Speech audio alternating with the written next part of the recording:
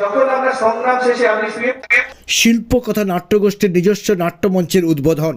লোক সংস্কৃতি হলো নাটক, যে কোনো ধরনের নাটক পরিবেশনা যা সরাসরি একটি মঞ্চে দর্শকদের সামনে অভিনয় করে দেখানো হয়, যেখানে অভিনেতা অভিনেত্রীরা সংলাপ অঙ্গভঙ্গির মাধ্যমে গল্প পরিবেশন করেন এবং এতে মঞ্চসজ্জা আলো শব্দ ব্যবহার করা হয়। এর উৎস প্রাচীন সাংস্কৃতিক নাটক থেকে, যা ধীরে ধীরে বাংলা পল্লী সংস্কৃতির ধারায় সাথে মিশে একটি স্বতন্ত্র রূপ ধারণ করেছে। নাটক এখন একটি যা সরাসরি দর্শকদের সামনে মঞ্চে অভিনীত হয়, যা চলচ্চিত্র বা টেলিভিশন থেকে আলাদা। নাটকের মূল অংশ সংলাপ হলেও এতে চরিত্রদের নড়াচড়া, পোশাক, আলো এবং মঞ্চের বিন্যাস বোঝানোর জন্য নির্দেশনা থাকে। নাটক প্রাচীনকাল থেকেই বিকশিত হচ্ছে। কলিকাতা গিরিশচন্দ্র ঘোষের মতো ব্যক্তিত্বরা একে পেশাদার রূপ দেন। নাটক পরিচালক, মঞ্চসজ্জা এবং দর্শক প্রতিক্রিয়া সব কিছু মিলে একটি সম্পূর্ণ রূপ ছিল শিল্প। বর্তমানে লোকশিল্প, যাত্রা, থিয়েটার, নাটক, চলচ্চিত্র এইগুলি মানুষ ভেবে আসতেন। ধীরে ধীরে যাত্রা শিল্প প্রায় ধ্বংসের পথে। এখন থিয়েটার বা নাটক লোক সংস্কৃতিকে বাঁচিয়ে রেখেছে। নাটক শিল্পকে বাঁচিয়ে রাখতে নাটকের মঞ্চ মহিষাদল বিধানসভার অন্তর্গত লক্ষা গ্রামেই নাটককে ভালোবেসে নিজের বাড়ির ছাদেই নাটকের মঞ্চ তৈরি করলেন, জানালেন লোককথা নাট্যগোষ্ঠীর অন্যতম কর্ণধার উত্তম দাস।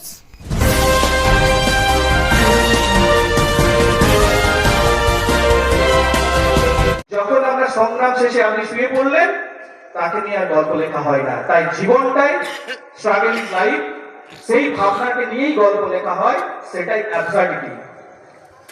এখন যার কাছে শিখেছি সম্মাননীয় সুরেশ সিনহা মহাশয়,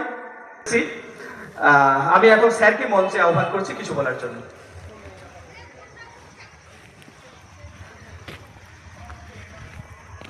বললেন পরমেশ বাবু উপস্থিত আছেন এই এলাকার অঞ্চলের প্রধান এবং উপপ্রধান মহাশয় উপস্থিত। তো মোড়ক দাঁতে কামড়ে সেটা ভেঙে বলছেন ফর্মাল ভাবটা কেটে গেল। দেখো, তোমার ভাবনাকে যদি আঘাত করতে না পারি, তাহলে তোমার মনের কাছে পৌঁছতেই পারি। নিজেকে বড্ড অবলাই মনে হলো যা হয়।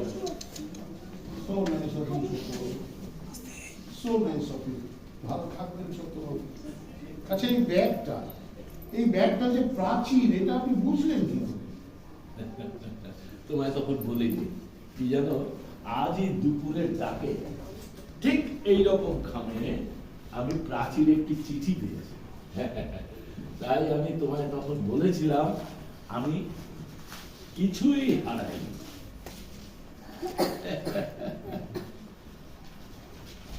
বুঝতে পারছি।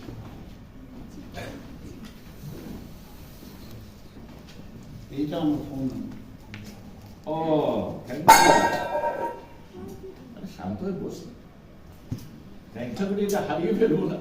অবশ্য তুমি মাঝে মাঝে ফোন করে জেনে নিতে পারো আমি এটা হারিয়ে ফেলেছি। না না, আমি খোঁজ নেব, আমি খোঁজ নেব। আজ তাহলে আসি। হ্যাঁ, ফোনে তো সব কথা বলা যাবে না। কোথা থেকে শুরু করবো ভেবেই পাচ্ছি না। একটা সময় মনে হয়েছিল আর বোধহয় বেঁচে থাকার প্রয়োজন নেই। একটা সময় মার বেতনের কথাই ঠিক মনে হয়েছিল। সবচাইতে ভয়ঙ্কর মনে হয়েছিল তোমাকে। আশ্চর্যের কথা দেখো, এ বাড়িতে ফিরতেই যাদের একমাত্র ছেলে ওভাবে চলে গেল, তারা কি করুণ ভাবে আমাকে আঁকড়ে ধরলেন। কি প্রচন্ড অসহায়ের মতো। বাবা, সেই দিন মনে হলো আমার বেঁচে থাকা ভীষণ প্রয়োজন, ভীষণ। মৃত্যুর ভীষণ স্বার্থপরতা মনে হয়েছিল সেদিন। ওদের চেহারার, কথাবার্তায় তুমি যেন পরিষ্কারভাবে ধরা দিচ্ছিলে আমাকে প্রতিদিন। ঠিক করলাম এই পরীক্ষায় আমার ফেল করা চলবে না। মার জীবনের দাবিটা এই দুজন বুড়ো বুড়ি হয়তো কোনোদিন জানতে পারবেন না, আরো একজন হয়তো কোনোদিন জানতে পারবে না। তার মাত্র 15 দিন বয়স, ছোট্ট একজন ভদ্রমহিলা, আমার মেয়ে। এখন আমার সমস্ত বেঁচে থাকাটাই ওকে ঘিরে। 24 ঘন্টা ওকে ঘিরে বসে আছেন আরো দুজন বুড়ো বুড়ি, ওদের বাঁচার একমাত্র আশ্রয়। আজও পৃথিবীতে না থাকলে হয়তো এরাও থাকতেন না। তোমাকে স্পষ্ট বুঝতে পারছিলাম। ও আর একটা কথা, তোমার একটা নেচার আমি পেলাম বোধহয়। টুকিটাকে 2-1টা জিনিস হারিয়ে ফেলেছি ইদানিং। গত 2 দিন আগে একটা আস্ত ব্যাগ হারিয়ে ফেলেছি। যাকে বাঁচার ইচ্ছেটা তো হারিয়ে ফেলেছিলাম, তাই না? ব্যাগ আর কি এমন বস্তু। দিন কয়েক পরেই তোমার ওখানে যাব, মাকেও ফোন করব। তোমার শরীর কেমন? ইচ্ছে করছে ছুটে চলে যাই তোমার কাছে।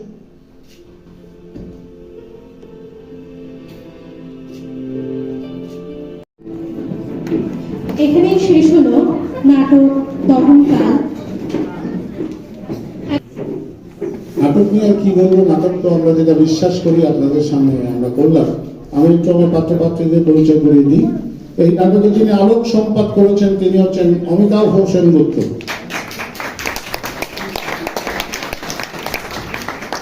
এই নাটকে যিনি শব্দ প্রক্ষেপণ করেছেন তিনি হচ্ছেন চন্দন রায়।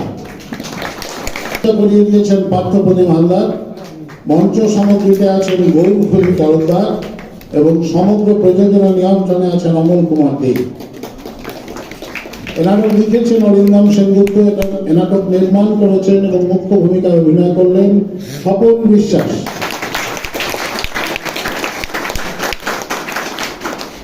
বসুধার চরিত্রে অভিনয় করলেন দ্যুতিলেখা মুখোপাধ্যায়। কেতন চরিত্রে অভিনয় করলেন সৌম্যদীপ মুখার্জী।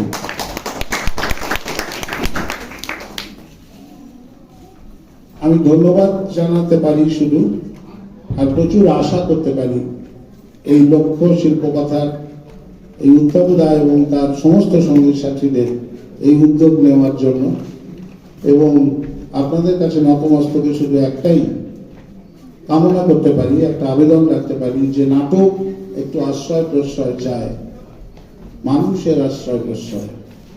আপনাদের দল, আপনাদের সনাতন সয়েল, আপনাদের সম্পদ আপনারা তাদের বুক দিয়ে রক্ষা করবেন, এইটুকুই আমার চাওয়া। ধন্যবাদ।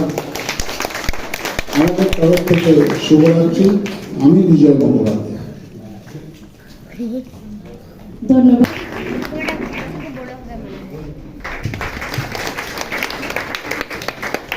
এখন আমি মঞ্চে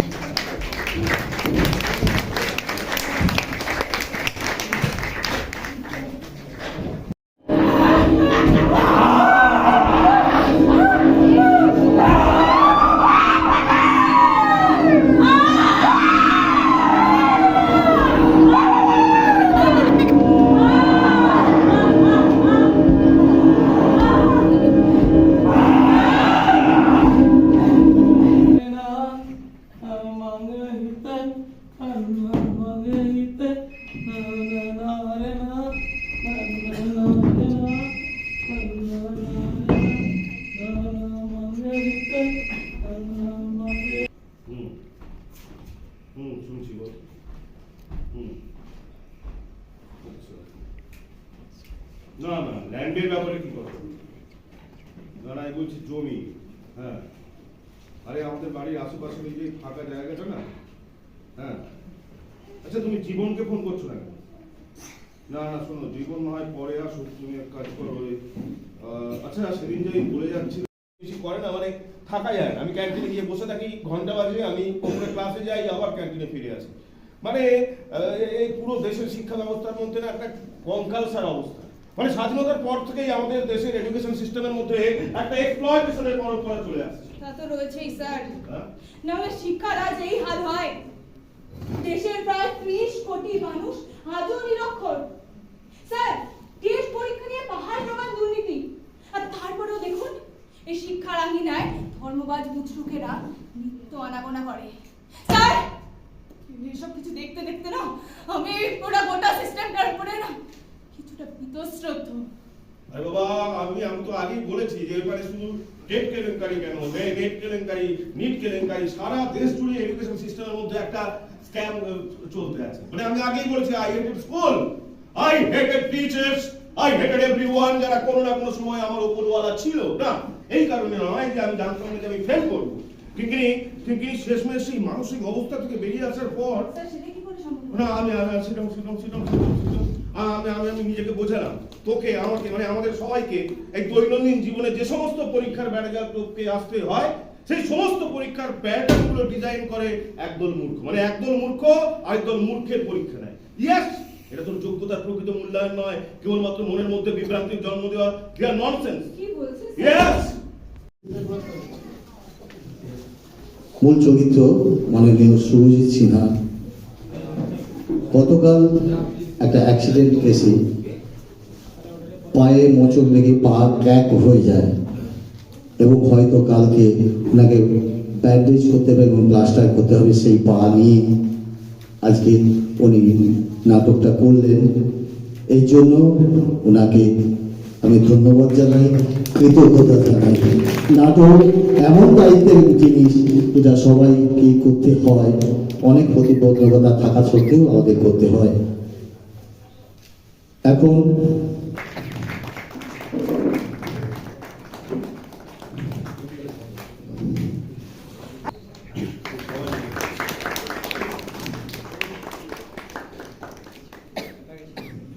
উনি ওনার দলের সকলের পরিচয় এবং কিছু বলবেন। আপনারা যারা ছিলেন সবার কাছে আমরা ধন্য, কৃতজ্ঞ। লোকে বলে শিল্পকৃতি হচ্ছে শিল্প কথা নাকি আমার দল, সত্যি আমারই দল। শিল্পকৃতি আর শিল্প কথার মধ্যে কোনো তফাৎ নেই, এটা আমরা মনে প্রাণে বিশ্বাস করি। আমাদের একদম সতীর্থ দল, বন্ধু দল। আমাদের সারা জেলায় যদি এই বন্ধুত্ব সব দলের মধ্যে গড়ে ওঠে তাহলে আমাদের থিয়েটার কিন্তু অনেক দূর পর্যন্ত এগিয়ে যাবে। শিল্পকথার আজকে একটা ঐতিহাসিক দিন, এই যে মঞ্চের সূচনা হলো, এই দিনটি বাংলা নাট্যচর্চা কেন্দ্রের বা মহিষাদলের নাট্যচর্চার ইতিহাসে একটি উজ্জ্বলভাবে লেখা থাকবে। এই নাট্যমঞ্চ একদম সফল থেকে সফলতম রূপ পাক। কেননা এই দলটাকে এত ভালোবাসি কেন, এখানকার প্রত্যেকটি ছেলে মেয়ে অত্যন্ত সৎ, ভদ্র এবং নিষ্ঠাবান। পরিচালক যিনি মাথা হন, তিনি যদি ঠিক হন তাহলে বাকিরা ঠিক হতে বাধ্য। আমি সবাইকে বলবো শিল্প কথার জন্য একটা জোরে হাত তালি। অভিনয় করেছেন আমার ডান দিক থেকে সুদীপ, অনির্বাণ, ইশিকা, ও থাকে হচ্ছে কুচবিহার থেকে এসে মহিষাদলে অভিনয় করে। এই হচ্ছে শ্রদ্ধা, এই থাকে আবার আলিপুরদুয়ার থেকে এসে মহিষাদলে থেকে রিহার্সাল করে, শো করে। সমিত বর্গ, প্রত্যয় ঘড়ই, আবহ প্রক্ষেপণ করেছেন ডক্টর সমৃদ্ধি শেখর মন্ডল, মহিষাদল গার্লস কলেজের বাংলা বিভাগের অধ্যাপক। সাথে ছিল অর্পণ, আলো করেছেন শিবকুমার ত্রিপাঠী, আর আমি নাটকের সংযোজক সুরজিৎ সিনহা। লক্ষা শিল্প কথা এগিয়ে যাক, লক্ষা শিল্প কথা হিবিট, লক্ষা শিল্প কথা হিবিট, লক্ষা শিল্প কথা হিবিট। সবাইকে শুভরাত্রি।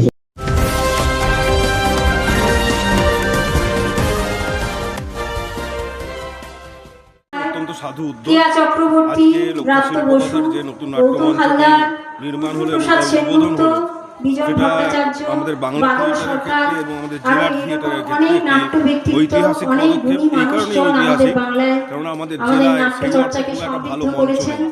তার হাত ধরে, তাদের হাত ধরে, তাদের অনুপ্রেরণায় গ্রামে গঞ্জে সব জায়গায় এখন ছোট ছোট করে নাট্যদল তৈরি হচ্ছে। গ্রামের মানুষজন ছোট ছোট ছেলেমেয়েরা, যুবক যুবতীরা চেষ্টা চালিয়ে যাচ্ছে যে গ্রাম থেকে নাট্যদল তৈরি করার, নাট্য মনস্কতা সবার মধ্যে ছড়িয়ে দেওয়ার। ভাবের আদান প্রদান হবে, সেই ক্ষেত্রে লক্ষা শিল্প কথা বলতে গিয়ে সাধুবাদ জানাই এবং ধন্যবাদ জানাবার ভাষা নেই। আগামী দিনে কি সাংস্কৃতিক চর্চার একটু বেড়ে গেল মনে হয় পূর্ব মেদিনীপুরে? হ্যাঁ, অবশ্যই বাড়লো। এরকম একটা জায়গায় নিশ্চয়ই রঙ্গমঞ্চের যে কি প্রয়োজন হয় বা একটা মঞ্চের যে কি প্রয়োজন হয়, অন্তর একটা করে নাট্যোৎসব, তা আমরা যদি মনে করে থাকি নটি বিনোদিনীর অবদান, নাম সেখান থেকে সেই ইতিহাসটা যদি মনে করি কতখানি তিনি স্বাভাবিকভাবেই নিভে যাওয়া সংস্কৃতির মোমবাতিতে থেকেওছে কিছু সময় যদি আবার বিস্তারিতাকে জ্বালিয়ে দেওয়া হয় পরিবেশ যে গ্রামের তাহলে ফ্ল্যাশব্যাকে ফিরে যাচ্ছে অত্যন্ত স্মৃতিতে। দীর্ঘ একটা পরম্পরা আছে, সেখানে এই এমএ যে কমপ্লিট নাট্য করে ক্যালকাটা চর্চা ইউনিভার্সিটি থেকে উদ্বোধন হলো, এটা অত্যন্ত নিজের সদর্থক, বাড়ি ভালো এসেছে। পদক্ষেপ, আমার খুব ভালো লাগছে। আমরা নাটক দেখার জন্য বিভিন্ন জায়গায় যাই, কিন্তু নিজের বাড়িতে এই ধরনের নাট্যমঞ্চস্থ তৈরি করা মনে হচ্ছে জেলার মধ্যে প্রথম। একেবারে এটা যে নাটকের প্রতি দায়বদ্ধতার কি অনন্য নজির সে বলার অপেক্ষা রাখে না। উত্তম দাস মহাশয় এই কাজটি করে দেখালেন, কোনো প্রশংসা তার জন্য যথেষ্ট না, ভালো লাগছে। এবং আমি নিশ্চিত এলাকার নাটকের চর্চার ক্ষেত্রে এইরকম একটি জায়গা অনেকটা এগিয়ে নিয়ে যাবে। আপনার নাম? আমি পাশের যে হায়ার সেকেন্ডারি স্কুল আছে তার প্রধান আমি মানুষের মৃত্যু দৃশ্যে হাতটা প্রথম কথা, লক্ষায় এসে উত্তমবাবুর সাথে পরিচিত হয়ে তার বাড়িতে এসে তার বাড়িটা দেখে যে অসম্ভব ভালো একটা প্রাকৃতিক পরিবেশ, তাতেই মনটা খুব খুশি হয়ে গেল। আর তারপর একটা মানুষের যে ভয়ঙ্কর চেষ্টা, নিজের বাসভবন নিচে, ওপরে এরকম একটা প্রায় 150 সিটের থিয়েটার হল, আমি সত্যি মানে মুগ্ধ, আপ্লুত হয়ে গেছি। আমরা একটা নাটক করি, নাটকটার নাম প্রেম নাগার মেয়ে। সেই নাটকটা একজন মিশরিয়ান প্লেরাইটের লেখা। ভদ্রলোকের নাম আব্দুল মনিম সেলিম। উনি এরকম একটি 100 সিটের থিয়েটার নামে একটা থিয়েটার হল চালু করেছিলেন।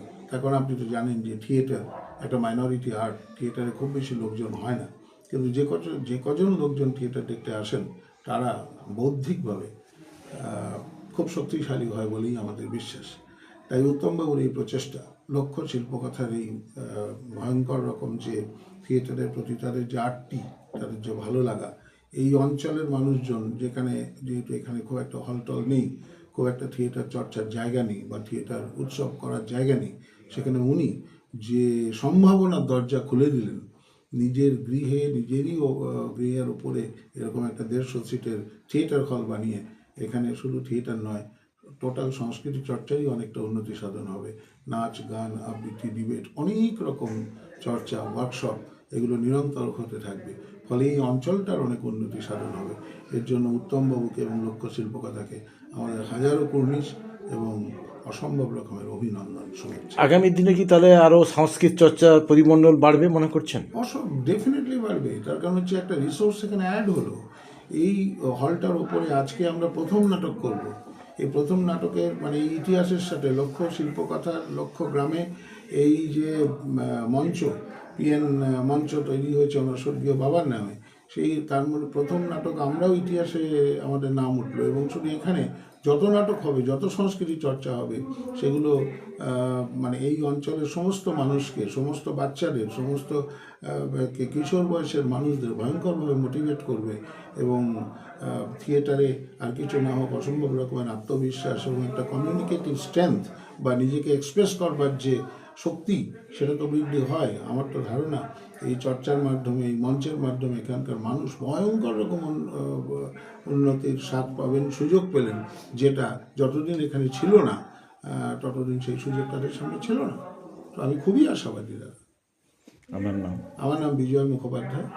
আমাদের কলকাতায় 3টি দল আছে, বালিগঞ্জ স্বপ্ন সূচনা, বালিগঞ্জ ব্রাত্যজন এবং বারাসত অনুশীলনী। আজকে আমরা বালিগঞ্জ ব্রাত্যজনের হয়ে দহনকাল বলে আমাদের একটি বিখ্যাত নাটক আছে, প্রায় শতাধিক অভিনয় হয়ে গেছে, সেই নাটকটিরই মঞ্চায়ন করবো বলে এখানে এসেছি। আমি যখন শুনলাম যে এরকম একটা স্পেস তৈরি হচ্ছে এবং সেখানে আমরা প্রথম অভিনয় করব, সেইটা শোনার পর একটা উত্তেজনা হয়েছিল। এবং আজকে আমি যেভাবে এখানে এসে পৌঁছেছি সে বৃত্তান্তে যাব না, অসম্ভব একটা ব্যাপার। ট্রেনে কামড়ায় আগুন লেগে গিয়েছিল, করে এইদিকে বাস চেঞ্জ করে ওদিকে করে যাই, ওগুলো বলছি না। কিন্তু আমার যেটা মনে হয় যে লক্ষ্যাতে এই যে স্পেসটা হলো সেটা তো বিরাট ব্যাপার একটা। সেই ক্ষমতা কজনের আছে? সবার তো নেই, কিন্তু আমাদের একটা ক্ষমতা আছে, মানে চেষ্টা করলে আমরা মানুষকে এখানে এসে বারবার আনন্দ দিতে পারি, ভালো থিয়েটারের স্বাদ উপভোগ করাতে পারি, আরও খুঁজে এনে পশ্চিমবাংলায় যারা ভালো কাজ করছেন তাদেরকে এনে করতে পারি।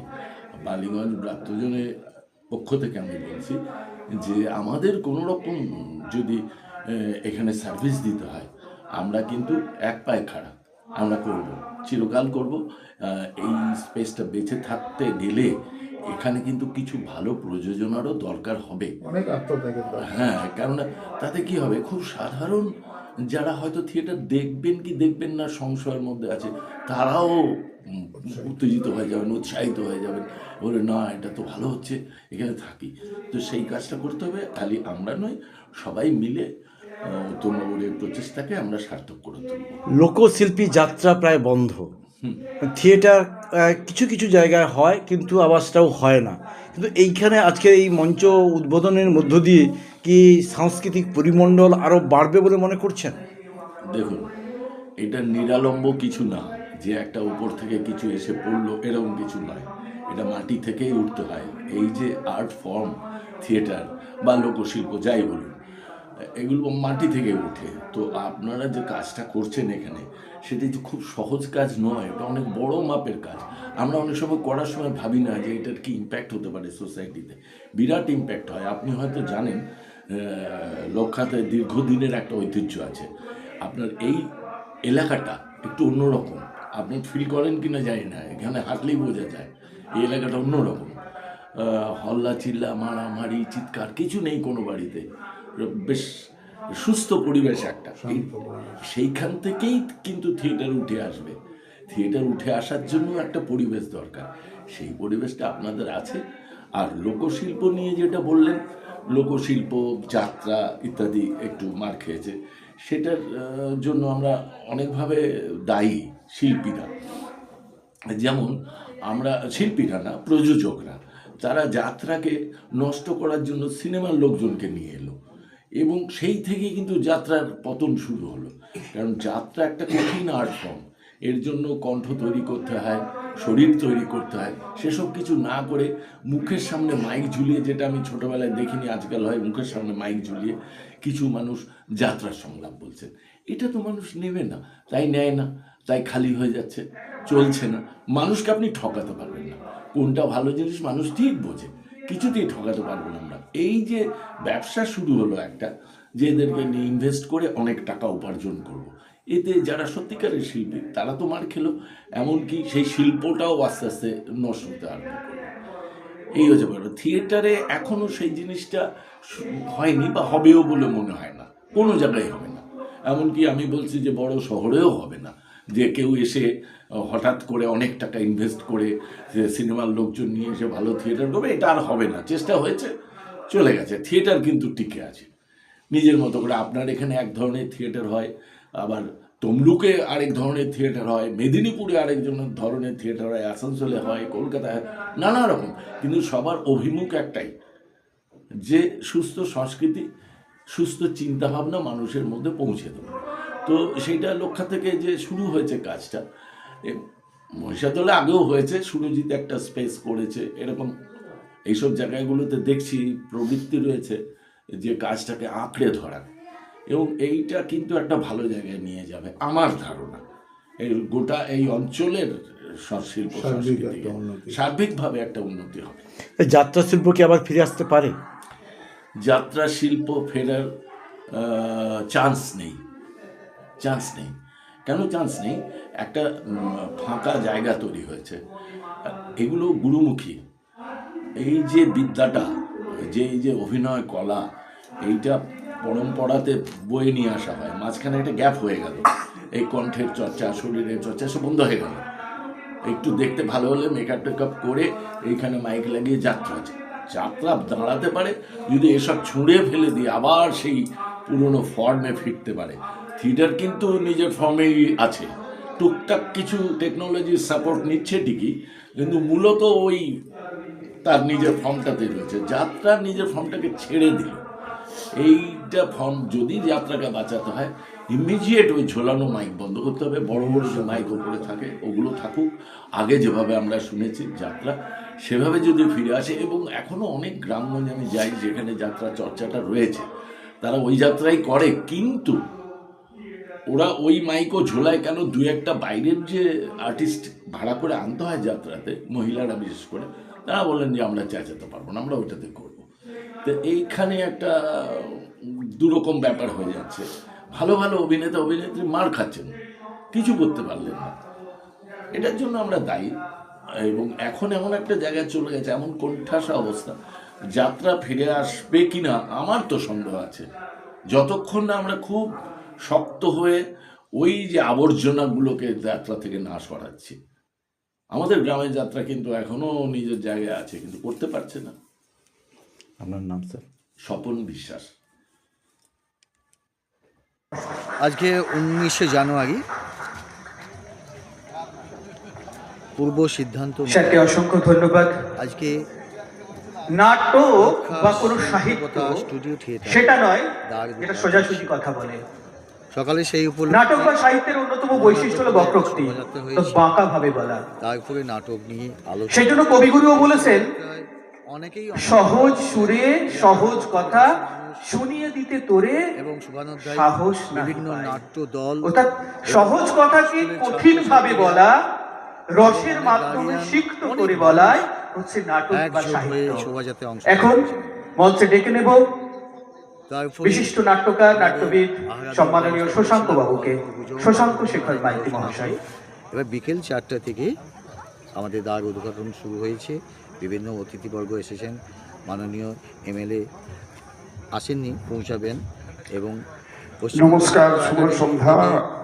দুজনে এসেছেন, আমার আরও অনেক নাট্য ব্যক্তিত্ব আমার এসেছেন, সঙ্গে মঞ্চে যারা রয়েছেন, প্রধান শিক্ষক এবং মহাশয় সামনে যারা রয়েছেন, এখন চলছে। তারাও মূলত আপনার বাড়িতেই নাটকের মঞ্চস্থ করছেন কেন, এর উদ্দেশ্যটা কি?